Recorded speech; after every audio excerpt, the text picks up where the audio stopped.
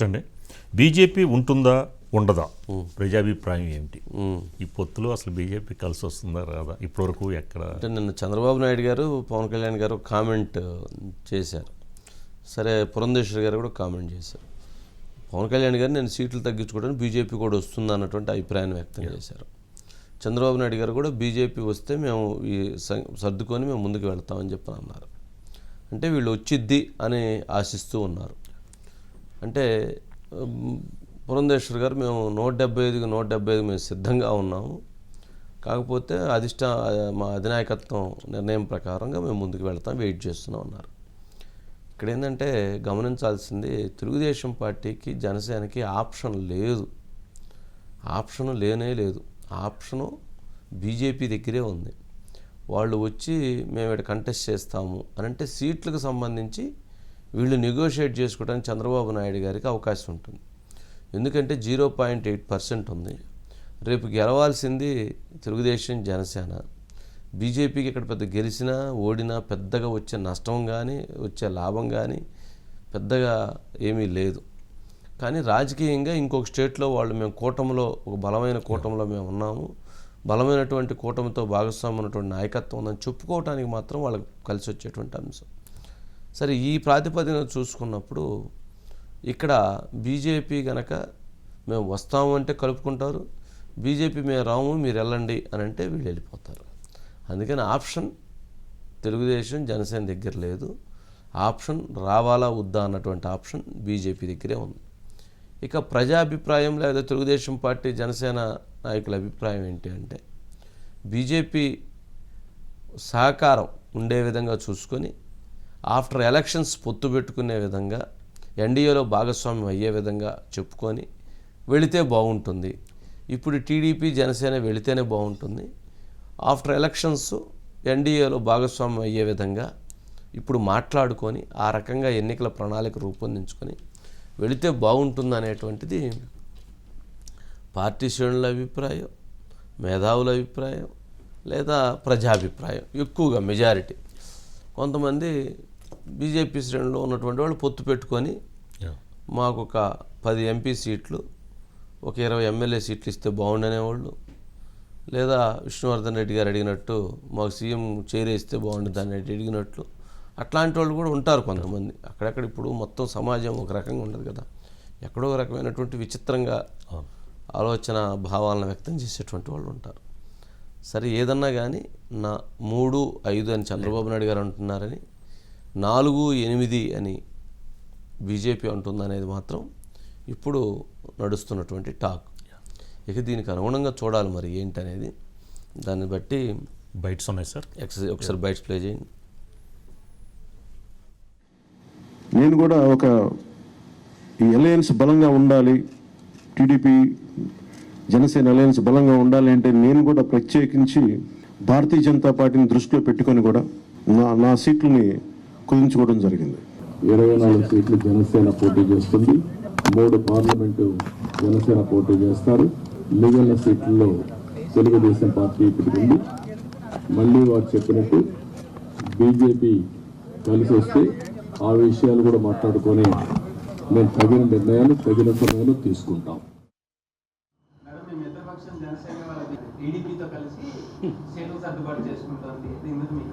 అవును, వారు మేము పొత్తులో ఉన్నామని చెప్పి వారు చెప్పుకున్నారు కదా, సో వారు డిస్కస్ చేస్తారు. మేమైతే నేను ప్రతిసారి చెప్పినట్లుగా పొత్తు మీద నిర్ణయం అన్నది మా అగ్రనాయకత్వం చేస్తారు. వారు చేసిన తర్వాత మాకు తెలియజేస్తారు. అప్పటి వరకు కూడా మేము క్షేత్రస్థాయిలో పార్టీని బలోపేతం చేసుకోవటం మీద దృష్టి కేంద్రీకరించి ప్రతి బూత్లో మా కమిటీలు ఉన్నాయా లేదా, మా మండల కమిటీలు బలంగా ఉన్నాయా లేదా, ఇటువంటి అంశాల మీద దృష్టి పెడుతూ మేము ఎలక్షన్స్లో ఏ విధంగా ముందుకు వెళ్ళాలి అనేటువంటి ఆలోచనతో మేము పనిచేస్తున్నాం. పొత్తు మీద నిర్ణయం చేసిన తర్వాత మా అగ్రనాయకత్వం తెలియజేసిన తర్వాత ఆ తర్వాత మిగిలిన విషయాలు మేము ఆలోచిస్తాం. నేనైతే హిందూపూర్ ఎంపీగా పోటీ చేయాలనే అభిప్రాయాన్ని రాష్ట్ర పార్టీకి, జాతీయ పార్టీకి, ఇక్కడ ఉన్నటువంటి కార్యకర్తలందరూ కూడా నా వెల్విషర్లు, కార్యకర్తలు మేరకు నేను 3 దశాబ్దాలుగా పనిచేసిన కార్యకర్తగా.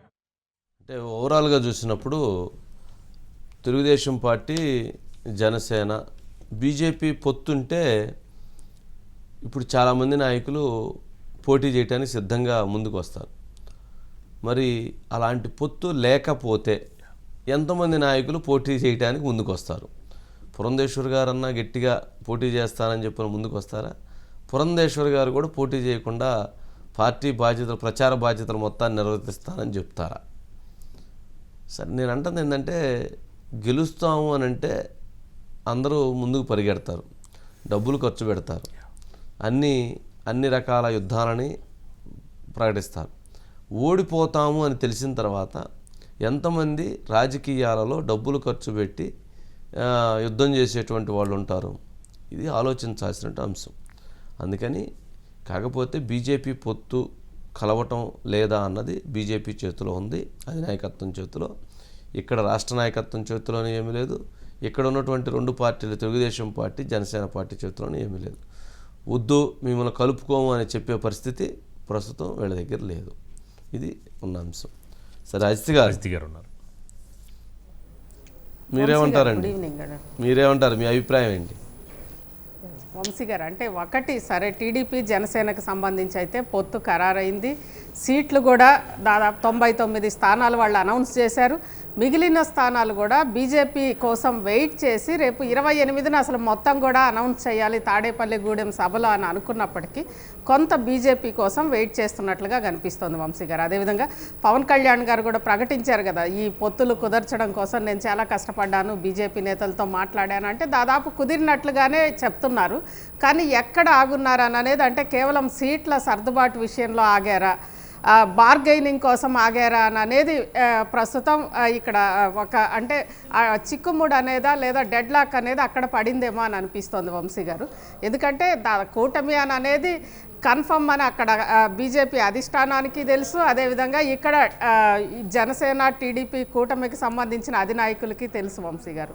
అయితే ఇక్కడ ప్రధానంగా అసలు ఎందుకు కావాలనుకుంటున్నారు నిజంగానంటే, బీజేపీ చూసి చూడనట్లుగా కావాలని ఉద్దేశపూర్వకంగా బార్గెయినింగ్ కోసం అలా ఉందా, లేదంటే వీళ్ళు కూడా బీజేపీనే రావాలని వీళ్ళు చూస్తున్నారా అని అంటే, ఒకటి టీడీపీ జనసేనకి బీజేపీ నుంచి బీజేపీ వల్ల వచ్చే ప్రజాబలము, ఓట్ల బలం మీద పెద్దగా వాళ్ళు సరే వస్తే రావచ్చు, కానీ దాని మీద వాళ్ళకి పెద్దగా లేదు వంశీ గారు.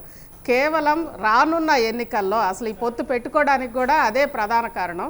రానున్న ఎన్నికల్లో ఈరోజు ఆంధ్రప్రదేశ్లో ఉన్న పరిస్థితుల నేపథ్యంలో కనీసం వెళ్ళి నామినేషన్ వేసే పరిస్థితి ప్రతిపక్షాలకి ఉంటుందా? ఎందుకంటే వ్యవస్థలన్నింటినీ కూడా చేతిలో పెట్టుకొని, అదేవిధంగా ఇటు వ్యవస్థలతో పాటు పార్టీకి సంబంధించిన వాళ్ళు మొత్తం ఒక శాంతి భద్రతల సమస్యలే తలెత్తే పరిస్థితి ఉన్నప్పుడు ఆ వ్యవస్థల్ని కనీసం వ్యవస్థల్లాగా పారదర్శకంగా నిష్పక్షపాతంగా పనిచేయడం కోసం కొంత బీజేపీ కూడా చూస్తుంది అని అనేది కేంద్రంలో అధికారంలో ఉంది కాబట్టి కనీసం వ్యవస్థలాగా పనిచేస్తాయి అనే ఒక ఆశాభావంతో వీళ్ళు పొత్తుకి ముందుకు వెళ్తున్నారు వంశీ గారు. కానీ అటువైపు నుంచి చూస్తే బీజేపీ నుంచి మనం మొదటి నుంచి అనుకుంటున్నట్లుగా ముఖ్యంగా ఇప్పటి వరకు కూడా 1% కంటే తక్కువ, 0.8% కంటే ఎక్కువ ఉంది బీజేపీ ఆంధ్రప్రదేశ్లో. ఈరోజు బీజేపీకి ఖచ్చితంగా ఓటింగ్ పర్సెంటేజ్ పెరుగుతుంది, సీటు షేరు పెరుగుతుంది. ఎందుకంటే ఎప్పుడు కూడా బీజేపీ టీడీపీ పొత్తులో గతంలో నరసాపూర్ ఎంపీగా ఉన్నారు, తిరుపతి ఎంపీగా ఉన్నారు. అంటే అసలు బీజేపీ అనేది లేని చోట కూడా వాళ్ళు రాజమండ్రి నుంచి ఉన్నారు. దాదాపు ఎక్కడ అసలు బీజేపీ ఎగ్జిస్టెన్స్ అక్కడ లేదు అనుకున్న చోట్ల నుంచి కూడా వాళ్ళు గెలుచుకున్నారు. ఆంధ్రప్రదేశ్ ప్రభుత్వంలో ఉన్నారు. దాదాపు 2-3 సార్లు పొత్తుల్లోనే వాళ్ళు వచ్చారు వంశీ గారు. కాబట్టి పొత్తుల ద్వారానే మళ్ళీ ఆంధ్రప్రదేశ్ నుంచి అసెంబ్లీలో పార్లమెంట్లో అడుగు పెట్టాలి అని అనేది బీజేపీ భావన. దానికి లోక్సభ స్థానాలు ముఖ్యంగా అసెంబ్లీ ఉండాలి, ప్లస్ లోక్సభ స్థానాలు కూడా వీలైనంత ఎక్కువగా, అంటే పొత్తు మా అవసరం కాదు మీ అవసరం అని అనిపించుకుంటూ వీలైనంత ఎక్కువగా బార్గెయిన్ చేయడం, ఇది న్యాచురల్ వంశీ గారు సహజంగానే. ఎందుకంటే బలం ఉన్నా లేకపోయినా కేంద్రంలో అధికారంలో ఉన్న పార్టీ, దేశంలో అత్యంత బలమైన పార్టీ వంశీ గారు. ఆంధ్రప్రదేశ్ అనేది పక్కన పెడితే అది వాళ్ళు అలా చూస్తారు, వీళ్ళు ఇలా చూస్తారు. అది బీజేపీ భావన. దాని ద్వారా పర్సెంటేజ్ పెంచుకోవడము, సీట్లు ఓట్లు షేర్లు పెంచుకోవడం వంశీ గారు. కానీ వీళ్ళు అంటే బీజేపీతో పొత్తుకి కేవలం వ్యవస్థలని యథాతథంగా పనిచేయించాలి అని అనుకుంటున్న నేపథ్యంలో ఇటు బీజేపీకి బలం వస్తుంది, కానీ ఈ కూటమి కొన్ని ఓటింగ్ షేర్ని మాత్రం కొంత పణంగా పెడుతోంది వంశీ గారు, ముఖ్యంగా మైనారిటీ షేర్. అటు ముస్లిం అదే ఒకప్పుడు ఉమ్మడి ఆంధ్రప్రదేశ్లో 14% ముస్లింలు, ఈరోజు అక్కడ ఆంధ్రప్రదేశ్లో 7 నుంచి 9% ముస్లింలు ఉన్నారు వంశీ గారు. అదేవిధంగా క్రిస్టియన్ మైనారిటీ లెక్కదేలరు, కానీ ఎందుకంటే కరెక్ట్గా లెక్కదేలరు, ఎందుకంటే ఇప్పుడు దళితులు కన్వర్టెడ్ ఇవన్నీ ఉన్నాయి కాబట్టి.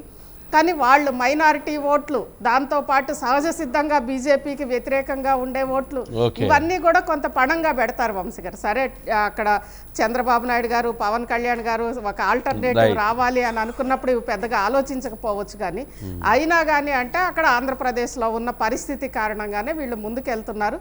మొత్తం మీద పొత్తు అయితే కుదురుతుంది వంశీ గారు, ఆ బార్గెయినింగ్ కోసమే అటు బీజేపీ చూస్తోంది అని అనేది మనకు అర్థమవుతోంది వంశీ గారు. ఓకే ఓకే, సరే అండి అజిత్ గారు. Okay, next thank you.